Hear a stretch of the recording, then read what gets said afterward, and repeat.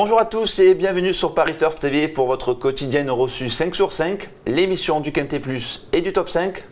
Pour m'accompagner aujourd'hui, vous l'avez sans doute reconnu, Julien Cognam a accepté mon invitation. Salut Julien. Salut Paul, bonjour à tous. Julien, vous avez fort à faire. La dernière fois que je suis venu sur ce plateau, Damien Bazergue, avec moi bien sûr, hein, je suis pour rien. Hein. Grâce à vous même. Grâce à vous et grâce à sa barbe, on parlait de sa barbe, il a donné le Quintet Ordre pour un montant de 24 000 € et des brouettes. Très belle perf. Alors vous avez fort à faire. Hein. Ben, vous remarquez, je ne me suis pas rasé. Voilà, ça peut également vous porter chance. Julien.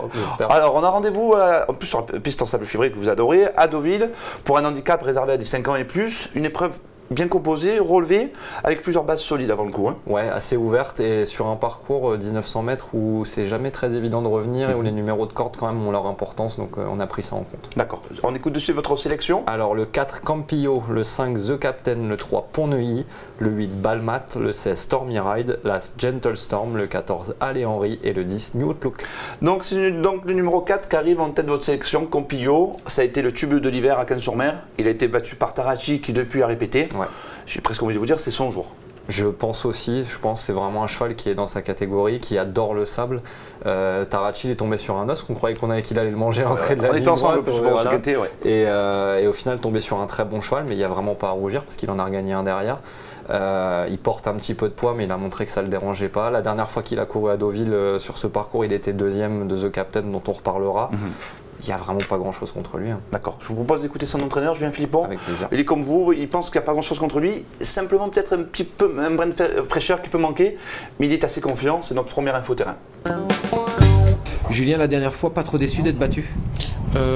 Évidemment un peu si, on pensait que c'était vraiment une première chance, mais maintenant on est tombé sur un très très bon cheval qui notamment a répété dans le quintet suivant et voilà, il nous a un peu écœuré à l'entrée de la ligne droite et voilà, mais il ne le déméritait absolument pas dans cette course là. Il a l'air le matin d'être toujours en forme, malgré tout ça sera sa 5e course de la saison. J'ai pas le choix, j'aime bien enchaîner après le meeting de Cagnes sur une ou deux courses avant de leur laisser un break. Cette course tombée là, en plus il y a la chance qu'il n'y ait pas les 4 ans dans cette catégorie, il n'y a que les 5 ans et au-dessus et il a déjà été deuxième en tout début d'année à Deauville, battu par un cheval qui devrait recourir, The Captain, qui devrait aussi avoir une bonne chance. Donc tous les paramètres sont au vert pour courir. Maintenant, peut-être qu'à 200 mètres du poteau, il peut peut-être se ressentir d'un début d'année assez chargé. Le lancement est tout trouvé. The Captain, il arrive en deuxième position de votre sélection. Le numéro 5 est estimé, il fait une rentrée, mais il a déjà bien fait sur sa fraîcheur. Ouais. Et on va regarder ensemble sa dernière course de référence. C'était le 4 janvier, c'était à Deauville, sur ce même parcours. Et ce jour-là, il avait voyagé tranquillement au sein du peloton et va se livrer de belles batailles avec Campillo. On voit que les autres sont assez loin derrière, il y avait un peu d'écart entre les deux. Là, il vient courageusement pour affuster Campillo voilà, la corde. Moi, c'est un cheval que j'aime énormément, The Captain. Je pense qu'il y a encore une marge de progression. C'est le vrai cheval de sable. 1900 mètres, c'est sa distance. Invaincu sur ce parcours. Exactement. Sur ce tracé, pardon. Voilà, donc c'est un entraînement en plus à Deauville. On sait que ça rigole pas en général. C'est notre ami Philippe de Van Poel voilà, qui l'entraîne. C'est un local, donc on prend ça au sérieux. C'est un cheval qui peut se monter dans le groupe de tête, souvent qui est un peu allant, donc on a l'impression qu'il tire et tout, mais il répond toujours présent pour finir. Moi j'aime beaucoup, franchement. Corps de 4 en plus. En plus, il n'aura pas à faire d'efforts pour être dans le groupe de tête. Faut voir parce qu'il a été pénalisé sur cette course, logiquement. Voilà. Peut-être que pour la gang, c'est un tout petit peu plus dur, mais je le vois faire l'arrivée parce qu'il a vraiment beaucoup d'atouts. Je pense que pour les jeux, c'est vraiment une bonne base de l'épreuve. On poursuit avec le numéro 3, Pont-Neuilly. Alors c'est un cheval qui a gagné son quintet en 39 de valeur. Maintenant, il n'a peut-être pas trop de marge, mais on est obligé de le retenir haut dans une sélection. Ouais, y a un truc intéressant avec Pont-Neuilly, c'est qu'on le connaissait plus sur le mile quand même, sur 1600 mètres. Et là, les deux dernières fois où les deux paires sont très bonnes, dont la course référence qu'on a vue là, c'est 1900 mètres. Donc est-ce qu'il ne s'est pas découvert une nouvelle carrière au final sur cette distance-là? Je pense, parce que c'est un excellent droitier, il fait très bien le sable. Ce jour-là, il fait un truc parce que certes, il est loin de The Captain et Campillo, mais lui, il avait attendu. C'est la ligne du 4 janvier. Hein, c'est la ligne du 4 janvier, voilà. Et comme je vous l'ai dit, sur ce parcours-là, revenir, c'est pas facile. Donc moi, il m'a beaucoup plu. Et je pense qu'il a plus de marge sur 1600 mètres. Maintenant, sur 1900 mètres, est-ce qu'à cette valeur-là, il n'est pas un petit peu plus compétitif? Je demande à voir, surtout qu'en vieillissant, on peut certainement le tenir un peu plus près des leaders. Donc moi, je le vois vraiment à l'arrivée. D'accord. Nous avons également une info terrain. Elle concerne donc ce numéro 3, Pont-Neuilly. Yves de Nicolaï, vous allez voir, est également assez confiant. Pour lui, sa place est à l'arrivée. C'est un spécialiste de PSF, un spécialiste de bon terrain, pas que de PSF. Il a une aversion pour le terrain profond, c'est tout, pour le terrain lourd. Voilà. Il mériterait de gagner sa course? Écoutez, je crois qu'il n'a pas gagné depuis le mois de juillet l'année dernière, fin juillet. Voilà, bah oui, on aimerait bien qu'il gagne. Il avait gagné pour sa rentrée l'année dernière. Ça, c'est un paramètre important, j'aime bien ça. Hein. Bah, si vous êtes par rapport à Pompilio, lui, il a l'avantage de la fraîcheur. Il a fait l'impasse sur Kang et de ça, il arrive, il va prêt au combat. Ouais, prêt au combat. Allez, ça paraît presque trop limpide. J'ai presque envie de vous dire. Moi, parmi les 3 bas, je pense que vraiment c'est du solide. Sauf si vraiment c'est une arrivée fantôme. Dans ces cas-là, c'est pas votre faute. C'est les aléas de la course.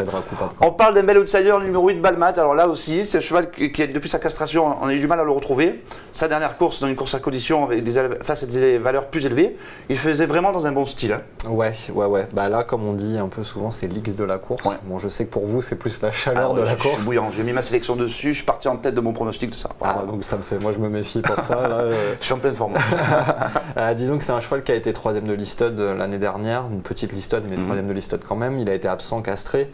L'avant-dernière fois, il a un peu tendu. Il a pris la main de son jockey. Il est parti en tête. Ça s'était mal passé.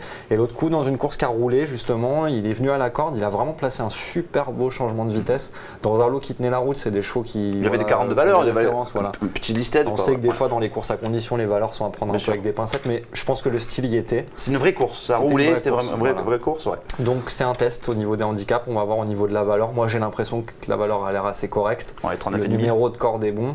On a vu que c'était un cheval qui pouvait un peu adopter toutes les tactiques. Donc, je pense que là, on va essayer de ne pas être trop loin.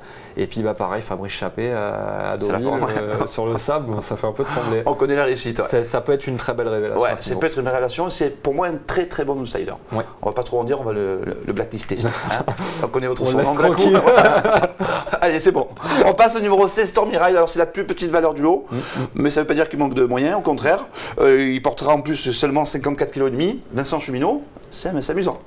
Oui, parce que c'est vraiment le profil du cheval que je vois pas gagner forcément, mais qui a un peu, on se dit c'est le jour. Ouais. Parce qu'il est en forme. Les bonnes conditions de course. Bonnes conditions physiques. Gagner sa dernière course sur le sable, donc c'était à Pornichet. Et il y a un truc surtout, c'est le petit numéro de corde. Et c'est un cheval qui va de l'avant, donc qui n'a pas beaucoup de changements de vitesse, qui va tout le temps. Vincent Cheminot, il va sortir des boîtes, il va être 2-3e ligne à la corde, faire le petit parcours. 3, 4, 5 je pense, en faisant le minimum. Il va faire un bout et il peut être dans les scènes. Voilà, sachant qu'à mon avis la marge est quand même assez réduite. D'accord. On parle de suite de votre pépite, le 801, le bandit. Alors là, j'ai presque envie de vous dire, c'est le penalty du jour. Votre sourire dans un handicap, on va quand même... Oui, mais bon, c'est un cheval quinté, donc il se retrouve en deuxième épreuve, en théorie bien sûr. Il avait fait l'arrivée de quinté à Deauville l'an passé, face aux 4 ans, dans un très bon quinté. Il était en 40 de valeur, il est en 35,5. Voilà, il se retrouve, je pense, très bien placé. On a couru dans des courses à conditions qui lui ont permis d'être baissé un petit peu au poids. Ça paraît quand même vraiment très bien. Et je crois bien que vous avez le jubilé, non, de la course.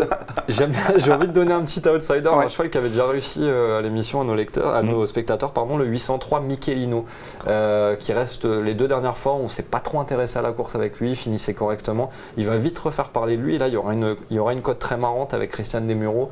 Mettez-le dans votre croix. Partez du bandit en basse parce que je pense que c'est sa course. Et après, Michelino, mettez-le dans la croix. Et si le 3 déçoit, mettez mon deuxième ou troisième potentiel. Anne-Mayer Fuji, lui aussi, c'est un cheval quinté. C'est Nicolas Collery, c'est la forme du moment. Voilà. Je suis mercredi, on met la table. On appelle BNP. Crédit Mutuel, tout dépend de votre banque. Merci Blacou merci Julien pour toutes ces informations. Demain, la GNT reprend du voyage. Hein, Amiens, je crois. Amiens, ouais. Première escale à Amiens. Et on retrouvera le grandissime Yann Degnaud, accompagné du petit, mais grand aussi, Emmanuel Ballot. Avec les lunettes. Du grand Ballot. Merci à tous de nous avoir suivis. À très vite sur Paris Turf TV. Au revoir.